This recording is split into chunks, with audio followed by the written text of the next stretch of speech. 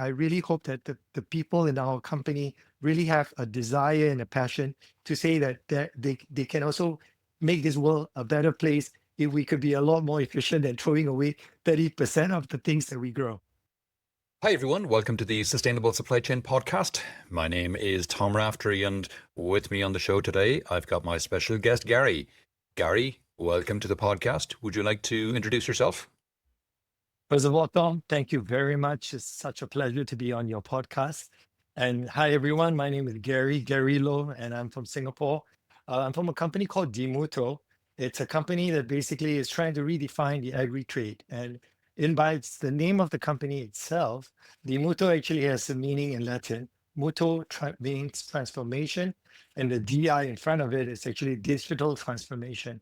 So it's a company that has been trying to change the way the agri trade and the way we actually see the agriculture that has not changed very much for the past 5,000 years.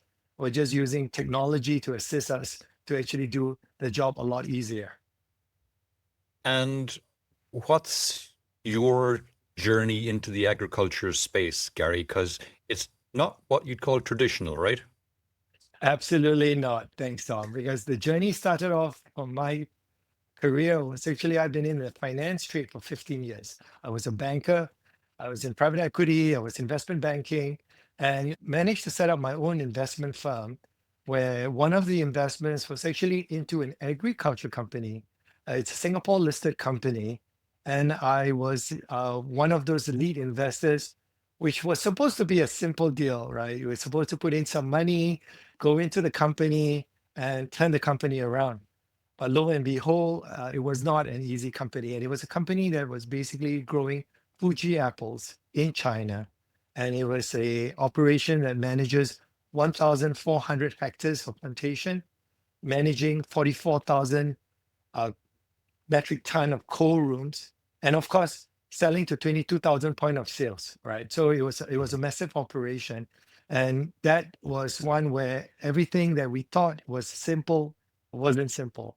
And I rolled up my sleeve and basically went into this industry and actually took almost 10 years to turn the company around and got myself into understanding actually completely what the agri trade is all about.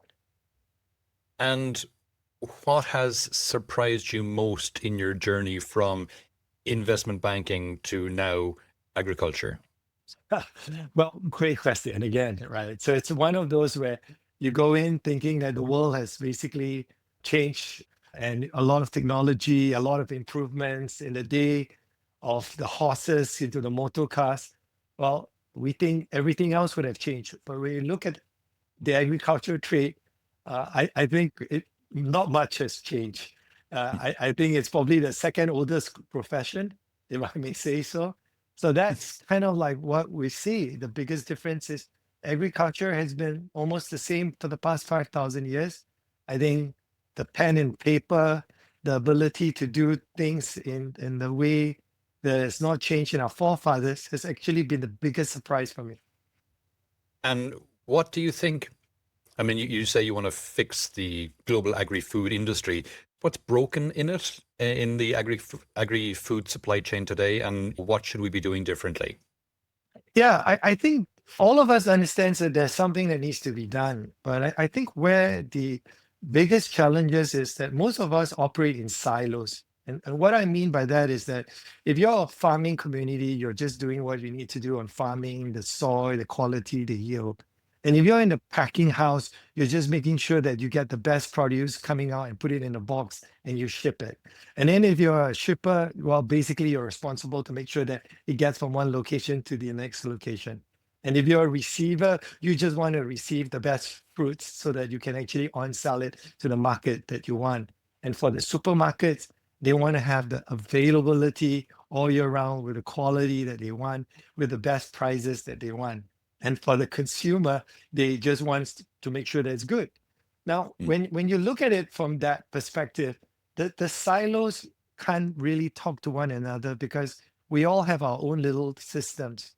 And it's also something that's broken is that the way technology currently works, it doesn't cut across the and and where platforms wasn't built for us to put information that can be shared.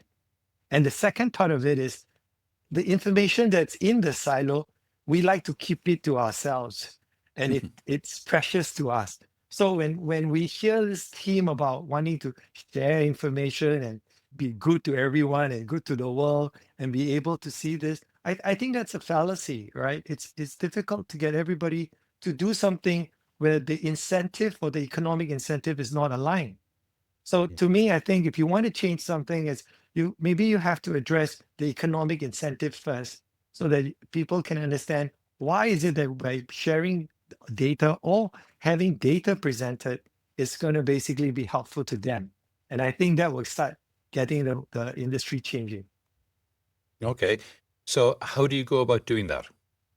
Oh, well, first of all, it's not easy, right? First of all, the industry believes that, well, since it's not broken, we still delivers the thing, even though we may not be as sustainable as we want it to be, even though food waste is about 30% along the way, and claims are about 5 to 10%, it's okay because it's not disastrous. Food still appears on the table. So it's really a very difficult mindset to change when people think that, first of all, it's not broken, so why do we have to fix it? So to us at DiMuto, we've taken a different approach, right? It's one of those that where you say that if you can't, you can bring the horse to the water, but you can't force the horse to drink. So in the way we look at it is, why don't we just start doing it and transforming the industry by putting the economic interests to be aligned. So what we mean by that is we're taking our own private labels to now actually sell those produce that comes with all the technology built in. And when we work with our suppliers, we actually provide that technology as if that it's already been paid for. So they actually understand what they have to do and the technology that they actually have to apply. For the buyers, they then get the benefit of seeing all that data that they now can actually be using it without, again, hoping that their suppliers will invest in the technology. So this is our way of saying that if you want to incentivize people to do the right thing, I think making sure that you get the purchase order or giving them an order for them to work on it, and then be able to get buyers to buy things that actually get the kind of transparency, sustainability that's required for the data that they need, then I think the alignment would be there. So that's sort of like the way we have been doing it. Okay. So let me just try and see if I understand this correctly. In order to break down the silos between the different buckets of information, what you've done is you've created your own one with no silos between the different buckets of information, your own platform. And then you go to the growers, you buy their produce, and then you go to the buyers, the supermarkets or whatever, and you offer it to them, saying to them, we have all the information. You can see all the way through all the silos back to the growers because it's all on our platform. Is that more or less what you're saying? Thank you so much. I couldn't have summarized it better than you have. All right, but thank you. That was a brilliant summary. Yes. Okay. And so how are you capturing this information? Because not all the growers will have the technology, as you said, 5,000-year-old technology. They won't all have up-to-date technology, or will they? How's that? How does that work? We started in about 2020, just before COVID, and we built the technology. For example, the IoT devices, it literally was built from the ground up. And we have a camera, a vision sensor to basically put it on the pack lines before you close the box. And then we have the QR codes to track every single box that goes through your packing line. So this, for example, will be a machine that we put it into your pack lines, and we work with the packing houses to ensure that they understand this. The second part of it is, for example, at the farming level, we also have a farm app to know when they do what kind of seeds, what kind of seedlings, when do they actually plant, when is the expected harvest, when do they do the necessary pesticides, and what is the expected yield. Again, what was pen and paper, now the application is now given to them for them to use. And then for the pre-inspection, for example, we've actually put it onto a platform as well for them to fill it up and then replacing it with one form of their pen and paper, putting it into an Excel spreadsheet and then sending it via email. So a lot of this technology that, like you said, is not going to be inherent in the packers nor in the farmers. This is actually provided by DiMuto and the team on the ground. We basically provide this so that you level up the playing field very quickly. And then the benefit for them is that once they get a handle of say, hey, this is actually great for themselves, because in our trade, it's always been the burden of proof is always on the supplier to say that they did what they said they did. But they may not have that ability to show what is it exactly they have done. So the technology that we put in place and giving it to them in a manner where it's so-called free, they feel that they have actually been assisted. And this provide us by ensuring that they do the right thing and we have the information and the data flow. Right. So that's how we've been capturing it. Then that's the way, like you said, you can't expect the person to change overnight, but by giving such incentives and by ensuring that they have the tools to do the stuff. For example, even simple things like they will say, hey Gary, I don't have a labeler, I don't have a printer.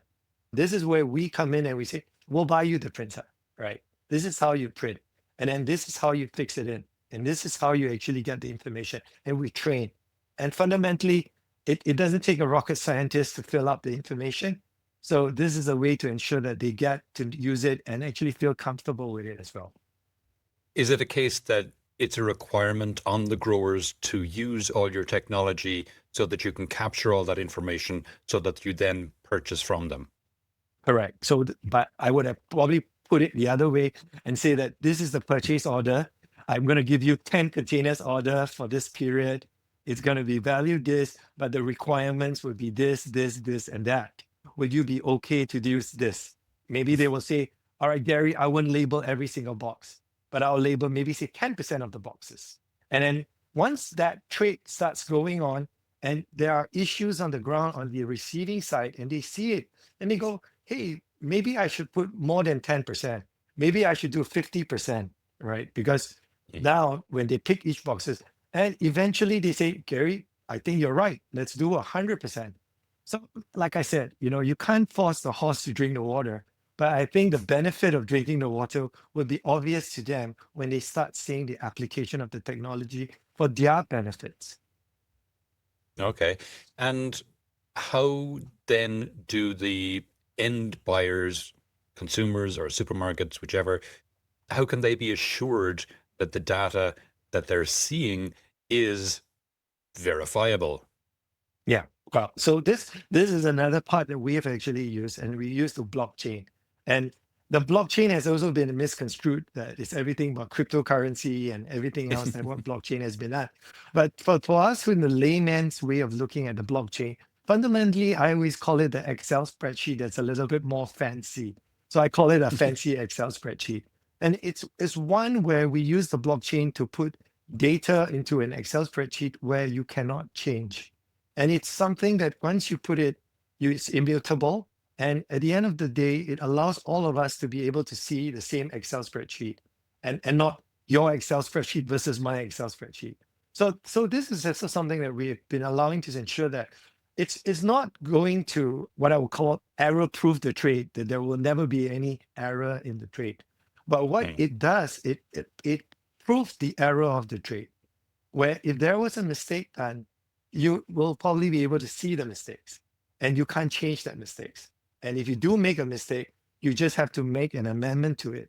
And it actually will be timestamped. So this is again one of the ways so that the benefit to the consumer or the buyers in that sense of our customers, that data that is being entered is not that one that they can be worried about, because for example, a phyto certification that is put up by the supplier would actually be the phyto certification.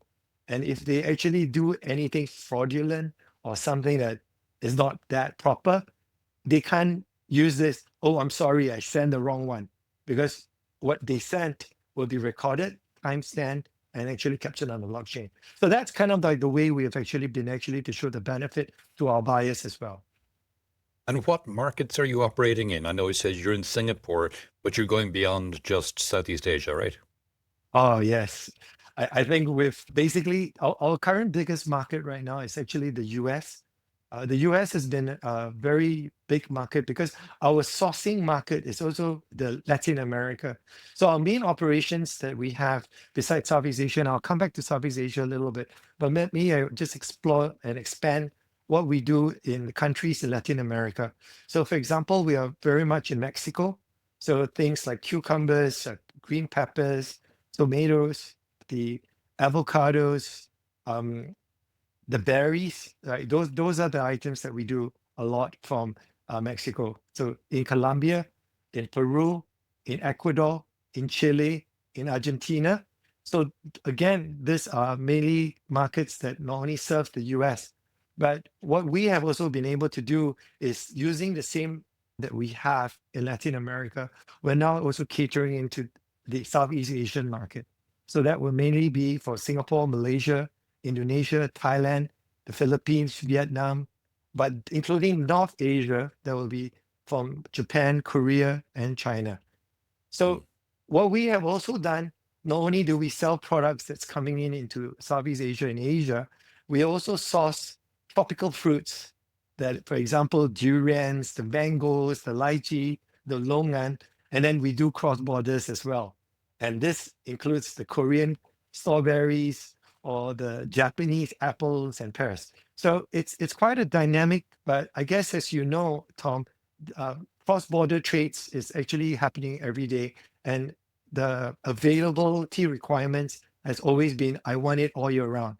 So Mm. this is also some of the things that we've been doing in terms of why we operate in the way we do. And if I go into a store in one of the markets you're serving, will I see the DiMuto label, or is it labeled by the shops with their own white label, or is there any way for me to know? Yeah. So for the private labels that we have some brands that's called Solumi, Dilumi for the vegetables, Solumi for the fruits specifically. But the way we have done it for the DiMuto is powered by DiMuto. Mm. So it's almost like an Intel Inside kind of thing. That when Okay. you see a brand, you know that the technology that DiMuto brings to the table, to the brand and the brand promise is actually what we have done. So powered by DiMuto would probably be where you, if you see, but to be honest, it really comes at the B2B level. So that means, for example, it's going to be more the distributors and the supermarkets where if you can imagine, you will have a container of 1,700 carton boxes coming in from a container, and you start distributing it to different stores, and to be able to now track per store to the box and to be able to see that whole journey of that one box. Mm. That's the kind of power that we bring to the table, and that's sort of like the marketing angle of powered by DiMuto with the brands that you have. So that will include, eventually the private labels of the supermarket chain. They may want to say that this is also powered by DiMuto. So that's kind of like where we are in terms of it. Okay. And do you or will you in time include something like a QR code on the label so that people can see the data right the way back to the grower, or is that on your roadmap at all? It's already there right now. So Ah, for our brand of Salumi or Dilumi, there's already a QR code. And that QR code allows you to basically scan it and understand what a consumer will be caring about it. But more importantly, I think, Tom, the part of consumers really is not just about wanting to know where it comes from, because after a while, once you scan it, you know that it works and you know where it came from. You probably feel at ease and you trust the brand. But more importantly, the way we use this QR code is for actually participating in, for example, a lucky draw. So, for example, in Indonesia, we actually got our consumers to say, you can scan the QR code, and then basically you say, I bought the apples, for example, from this supermarket. And then you take a picture of your receipt and then be able to say that I submit this receipt and be able to win a gold coin or win an Apple iPhone. And to be very honest, you now get to understand what your consumer and who your consumer are, and actually their feedback that is very direct. And one right. of the benefit, for example, is you can then give vouchers of the supermarkets where they buy as an incentive for them to come back in again. So I think the way the platform has been managing and the QR codes, not just on the box, but even to the package itself, is really to get to what I call closing the loop, right? Mhm. So that when you say, oh, I got a very bad avocados, then the questions could be, where do you buy it? Where is it from? And then we can actually sort of see a bit of details, like maybe the storage wasn't good. And we could actually tell our distributors or our supermarket, maybe the cold chain was broken without actually they even knew about it. So Mhm. in that way, the whole sustainability goal and doing good becomes kind of like already in the platform. You know who you're buying from, you know the society, the village of the farmers and the smallholders that you're helping. And then at the same time, making sure that if the cold chain was broken in one way or another, making sure that you don't generate extra food waste that we have to throw away. So Yeah. these are the kind of things that we've been doing. Talk to me a little bit more about that, because at the outset you talked about the fact that over 30% of food that's grown goes to waste. So how, apart from finding cold chain issues, how else Yes. are you helping reduce that 30% figure?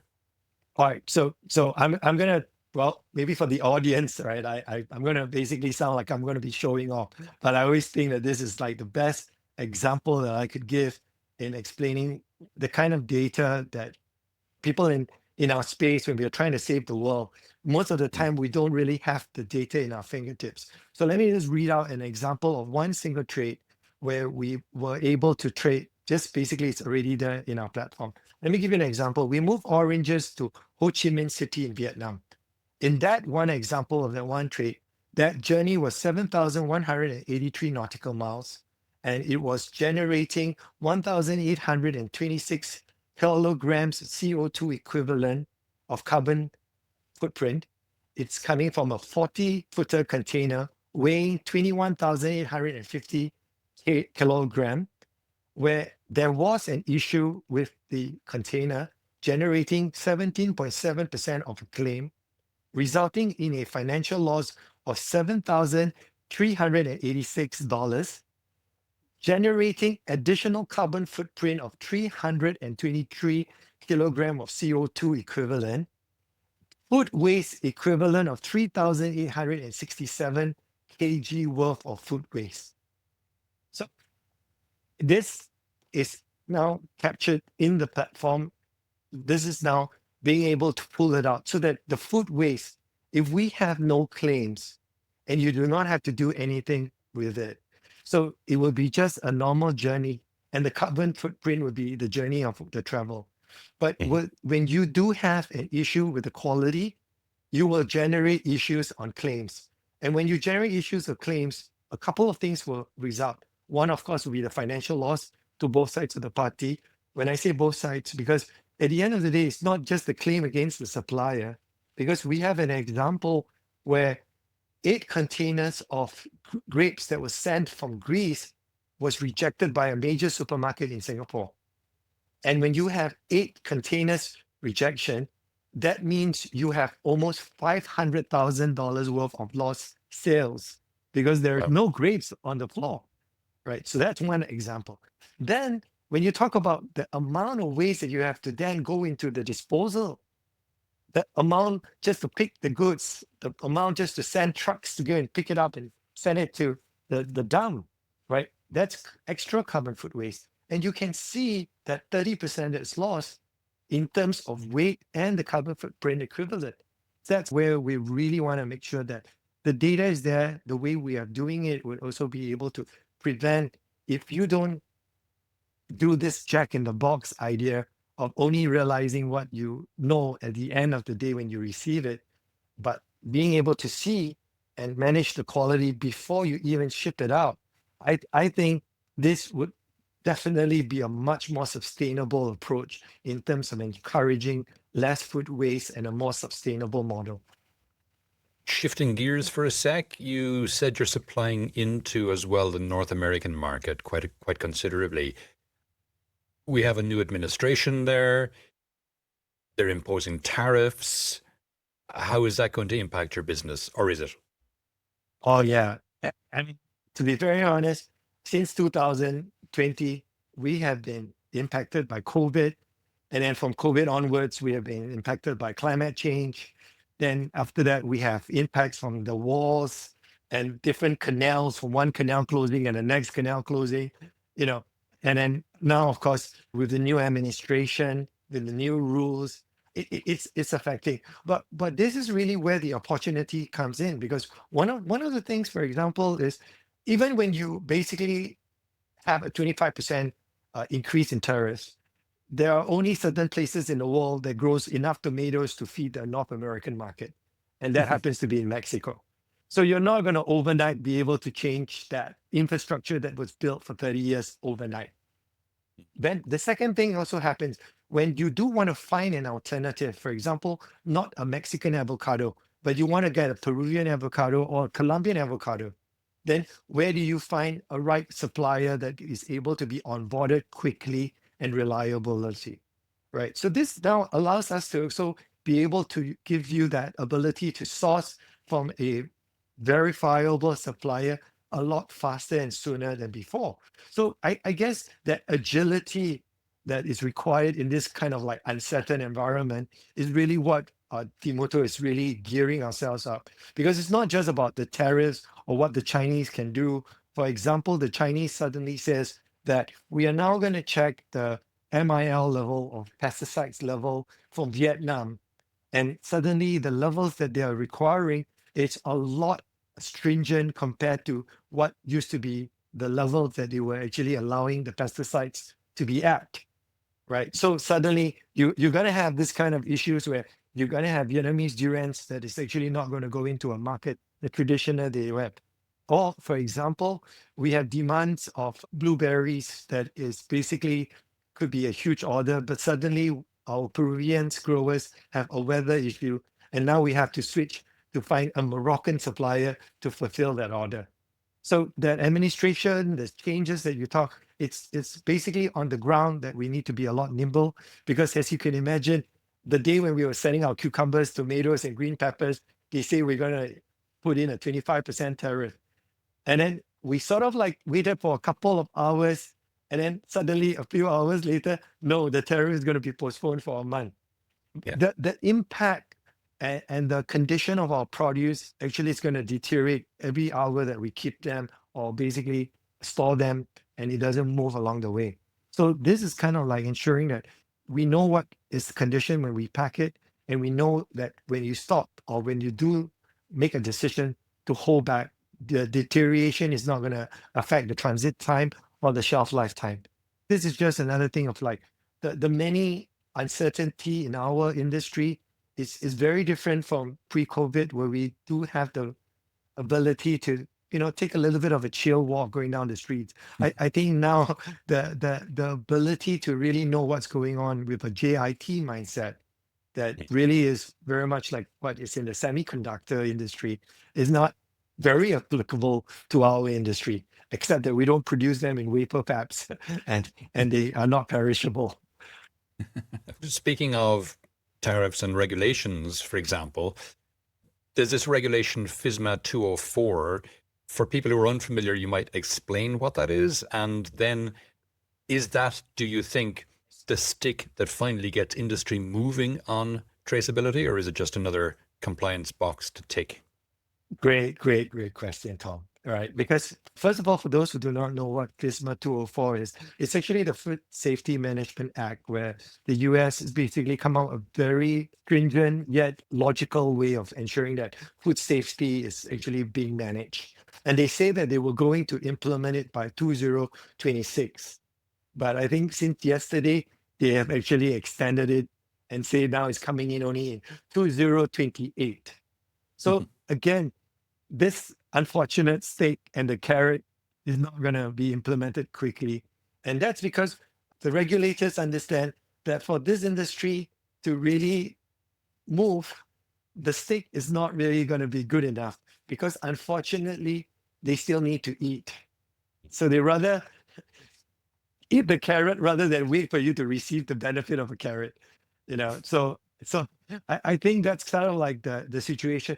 But having said that, I think where the industry is also changing is because the different generations have also come in from the past generation. So we have actually seen a lot of second generation, third generation come into the industry. And that group has come in and say, look, I think, the days where my grandfather and your grandfathers are good friends and we build trust based on that. Well, I think that doesn't really work anymore, right? Let's find a way to ensure that we get a way to start working together and do this. So instead of waiting for a stake to do the incentive to get us to start moving, maybe what we at DiMuto is really trying to show to the industry is, look, it's there. We built it, right? We spent $7 million building a technology that we're actually using it, and we are sharing that benefit to our suppliers as well as to our buyers. So maybe that would be a better way to incentivize and get the industry moving. And if you're not going to move in soon, then I think you'll probably be sort of like missing the bandwagon. So I think that's probably a much better way to incentivize this industry, because the economic interest would be aligned, because they did the correct thing, not because they got a stake to tell them like a FSMA 204. But if you do the proper things together, you will benefit it, because operational efficiencies, less waste, less claims, that goes straight down to your bottom line, right? And then for the buyers, they would now be able to reduce that availability issues and being worried that they may not get the products in the store. And at the same time, they do not have to worry about the food safety issue, because they now have the ability to do the necessary recall that was previously would have taken them a lot of time and effort. And most of the time, the industry has only one way of doing it, that is throw everything that they have received, regardless of where it came from, because that's the safest way. But if you could track it down to which factory, who packed it, when it was packed, when it was received, and which batch, and all the way down to the box, I think that throwing away everything will not be the only way to do things. And that would change. So sorry to babble on a little bit longer, but that's, I think it's a much better approach rather than just using a FSMA 204. Okay, good point. Good point. One of the things that growers often have to contend to is securing access to financing. Do you think that for smallholder farmers, having access to technology will enable them to get easier access to capital? And the fact that the digital divide is going away because they have access to this technology, will that open doors for them in terms of access to capital? Absolutely. And this is a very practical way to solve it, because the only way that we could actually improve on and making access to capital, it is not getting capital players to come into our industry and hoping that they're going to do handouts just because they want to help the smallholder farmers, because no one is going to do this for charity alone. The incentive must be aligned, because they need to lend money and they need to make some money out of it. And the people who borrow the money, they need to pay it back. This must be quite fundamental on the economic incentive. The way DiMuto was actually built and set up, we've built it in such a way that we have three key pillars. One is the technology, which we call the trade management solution division. Then we have another division, which is the marketplace division, that basically selling the labels and our private labels that we have on the brand and the produce that we have. But we have also created a financial services to actually finance the trade that is happening between the buyers and the sellers. When you have that ability to see what is being grown, being packed, and being shipped, and what's being received, then the financing becomes a natural part and an extension of the trade. So what we have done in terms of making sure that the economic incentive is aligned is actually a simple way of looking at it is the movement of the trade is the movement of goods in one direction and the movement of money going back. That is actually the two sides of the same coin. And that's the value of that trade. We see that by providing the financial incentives to what was being packed and the transparency that it be provided will allow us to actually support the smaller farmers in a way that previously was never supported before, because no one saw what was actually being done. And all we had was just the shipment of the goods and the claims, and everybody's finger just pointed back and blamed the farmer for the work that they did. But in this case, we now have that ability to ensure that the incentive of how you pay, when you pay, to who you pay is a lot clearer, because actually the work that was done is also a lot clearer. So I think to your question, we definitely see that when we put this technology to work, the economic incentive to the smaller farmers is definitely the way forward for them. And it's not something that they feel defenseless because in the past they don't have that ability to show when they planted it, when they harvested, what are the work that they did, the blood and sweat that they put in. I think this would definitely change once they actually change it from the pen and paper entry to actually an entry that just they can do it on their mobile phone. Makes sense. If you had unlimited resources and zero constraints, what's the dream innovation you'd build for the agri-food supply chain? Well, the dream would be one where I think we are actually building at this point in time. We have limited resources, definitely. I wish it was true. We don't have, but with the limited resources, we're still chasing that dream. That dream of being able to have the marketplace AI that we have been doing, right? So we've used our resources to build AI, and we've been very fortunate to work with a partner like Google, who has probably more resources than we have, to build an AI for our marketplace. And what that does is to basically imagine that a sourcing arm in a supermarket be able to say, look, I need to send avocados to the port in Baltimore, and I need it to be sent from October to December, and I need it in this weight, in this package. Which are the suppliers that will be able to provide us some Hass avocados, right? And I want it to be coming up from Colombia. So those would be the kind of things that we could actually be asking our marketplace AI, and then they actually be able to prompt it out, and then be able to actually give it, and even be able to calculate what kind of footprint that would be if you buy it from this or you buy it from another person, right? Or a locally sourced situation. That would be the dream, right? But our dream extends further, which we again have built, because there's sort of like three key dreams that we have built using the limited resources that we have. And again, one of the resources that we have worked with is, fortunately, we're working with Intel on our device to have on the edge AI, so that we are able to actually calculate and be able to see the quality of the box of avocados or apples or bananas before they even ship, so that we can actually be able to see the size, the quality, the color, the blemish, right? And give a grading, so that we use the same algorithm to do a pre-shipment algorithm and even a post-shipment algorithm to see what kind of deterioration due to whatever factors they may be. And finally, the dream of ensuring that we now is able to scale the trade and be able to see what is the trade health between a buyer and a seller that have been working for a couple of years. If they've been buying avocados, how long have they been receiving, the quality they've been receiving, whether there are any claims, the seasonality, and then also whether they pay on time, right? Is the payment schedule okay? And on top of it, to be able to put all these different AIs that we have to change the business model from one where we've been mostly reactive to the situation on the ground to one that could actually be predictive. That would be the dream. The dream to take all the different variables that we have and the data points, like I said, we have 3,400 data points in one single trade. But to put all these data points to have that dream to be able to turn something that is reactive to something that is predictive, then I think when we wanted to build something more sustainable and be something that it's going to be good for the world and less negative impact, it is measurable. And this is kind of like our purpose and our drive and our passion.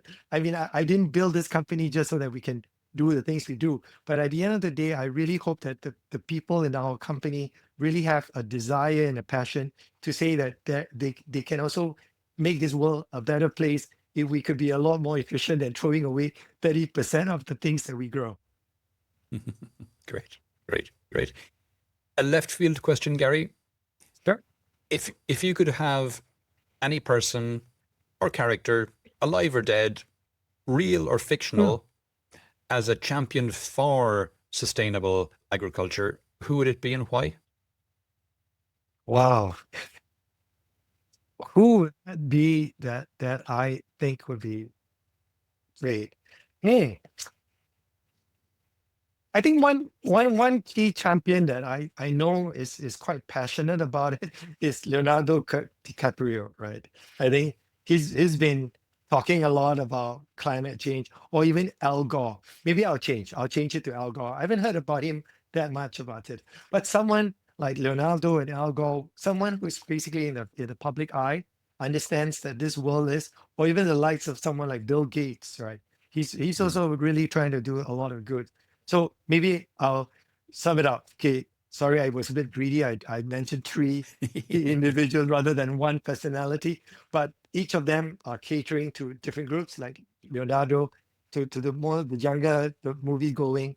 I think Al Gore for the political connections that he has, and someone like Bill Gates, someone who's really trying to change the world in the way he's looking at it.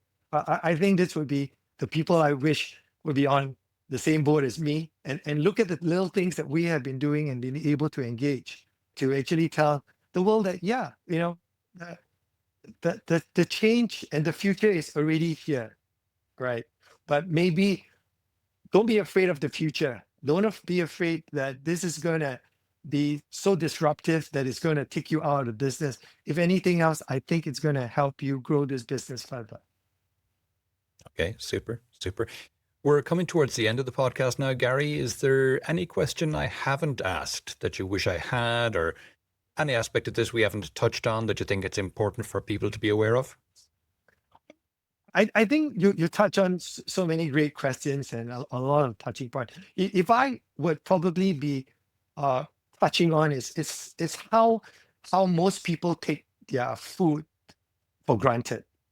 Most of us just assume that the whole supply chain is not that complicated because you just have to go down to Whole Foods or you just have to go down to Walmart or you go down to a Kohl's or a Sainsbury or a Carrefour. Everything looks good. Everything is there, right? If you want to order your delivery, the Amazon Fresh just delivers everything to your doorsteps, right? So what is so complicated about this supply chain and this whole sustainability? It's something that most people probably are not aware. The pain, the tears of that journey of that produce to make that beautiful apple appear to you and to your family. It's probably something that most people do take for granted and may not be aware of the severity of it. And let me give another example, like when we say of the number of 1,800 kilogram of CO2 equivalent, people think there's just a number of carbon footprint, but that is actually equivalent to having 10 mature trees absorbing that just one container load of carbon footprint, right? So imagine the number of containers going around the world, right? So for us to absorb that kind of carbon footprint is not something that easy to have those kind of trees. And it takes you 10 years to grow a tree like that, right? So I think the impact and the way the public takes certain things for granted would be probably something that I would like that maybe that kind of awareness, the pain and the sweat that the people in the agri trade actually go through. It's probably maybe an area that is probably not that well known to general public, but it's probably Sure. something that we can actually share as well. Good point. Okay, Gary, if people would like to know more about yourself or any of the things we discussed in the podcast today, where would you have me direct them? Well, the best place for us, ladies and gentlemen, would be Gary Loh. And LinkedIn would be the best place for you to actually reach out to me. And of course, our website, which is DiMuto.io, would be the next best place for you to know more about us, know what we do. And I guess the best thing is also to have people with like-mindedness in how we all want to change the world. I've always had that line, right? People may call me a dreamer, but I'm sure I'm not the only one. And that's kind of like, I hope you could reach out to us and then basically work to us together on that. Fantastic. Gary, this has been really interesting. Thanks a million for coming on the podcast today. No, Tom, thank you again for this opportunity. And thank you, everyone.